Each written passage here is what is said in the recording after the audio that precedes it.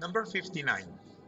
The velocity v in meters per second of an object moving in a straight line is given as a function of time t in seconds by v equals 4t cubed plus 2t.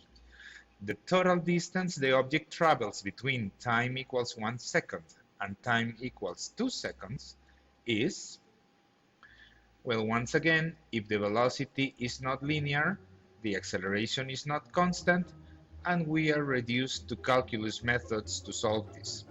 So,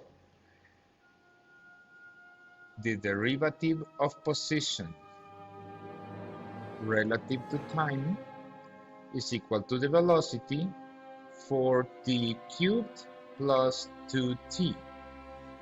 Therefore, dx equals 4t cubed plus 2t dt, and you're taking the integral from an initial position that we can consider 0 to a final position x, and the time from 1 to 2 seconds. X minus 0 should be equal then to t to the fourth power plus t squared evaluated from 1 to 2.